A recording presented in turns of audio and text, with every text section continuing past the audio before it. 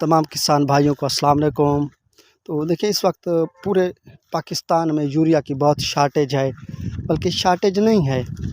अगर आप इजाफ़ी पैसे दे दोगे तो आपको यूरिया मिल जाएगी, और अगर आप यूरिया का जो रेट है उसके मुताबिक पैसे दोगे तो फिर शार्टेज हो जाती है। तो शार्टेज पैदा की गई है।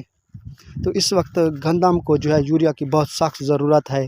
आज मैं गंदम की भरपूर टिलने के लिए 3 तरीके बताऊंगा। उनमें पहले 2 तरीके वो हैं जिनमें यूरिया कम से कम इस्तेमाल होती है, उसके साथ दूसरी जो खादें हैं वो इस्तेमाल होती हैं।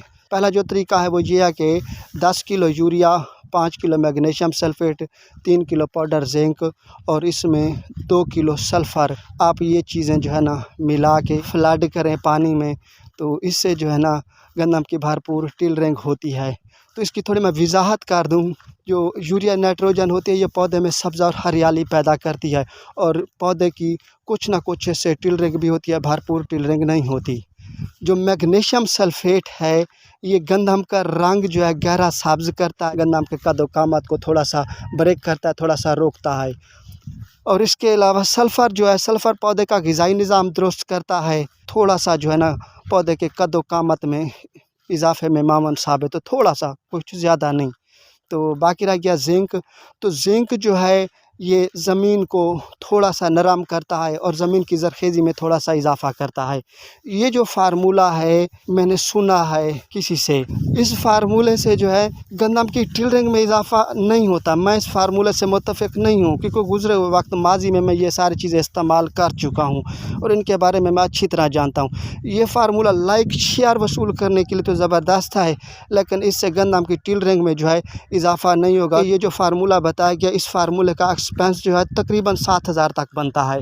एक महंगा फार्मूला है। दूसरा जो फार्मूला है वो ये है कि आप जो है 25 किलो यूरिया का इस्तेमाल करें और उसके साथ आप 1 पैक रेजेंट का और उसके साथ 2 किलो सल्फ़र मिलाएं। तो यूरिया के बारे में और सल्फ़र के बारे में मैं पहले ही बता चुका हूं कि यूरिया सब्ज़ और हरियाली पैदा करता है। अगर ज़मीन को यूरिया की पूरी मिकदार दी जाए तो उससे कुछ ना कुछ टिलरिंग होती है, भरपूर टिलरिंग नहीं होती। और सल्फ़र के बारे में मैं बता चुका हूँ कि ये पौधे का जो ग़िज़ाई निज़ाम है उसको दुरुस्त करता है। रेजेंट बैर कंपनी का प्रोडक्ट है। इससे धान मुंजी में जो कीड़े होते हैं उनको मारने के लिए इस्तेमाल होता है।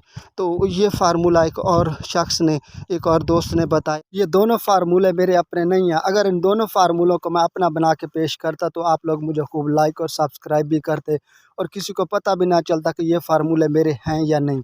तो किसी भी किसान को मैं गलत बयानी नहीं कर सकता। लाइक शेयर लेने की खातिर मैं किसानों को गलत मशवरा दूं और किसानों को मैं नुकसान करूं तो मुझे खुदा के सामने जवाबदेह होना पड़ेगा। मैं उस्ताद हूँ, सेंस टीचर हूँ, मैं झूठ नहीं बोलता। जो हकीकत और सच्चाई है मैं वो बयान करता हूँ। अगर थोड़ी सी यूरिया, सल्फ़र और बाकी अज्जा के मिलाने से गंदम की भरपूर टिलरिंग होती तो आज डीएपी और यूरिया लेने वालों की लाइनें ना लगी होती, और डीएपी और यूरिया का रेट भी इतने ज़्यादा ना होते। डीएपी और यूरिया का इस्तेमाल भी बहुत कम होता। तो अब मैं अपना जो फार्मूला है वो आप लोगों को बयान करूंगा।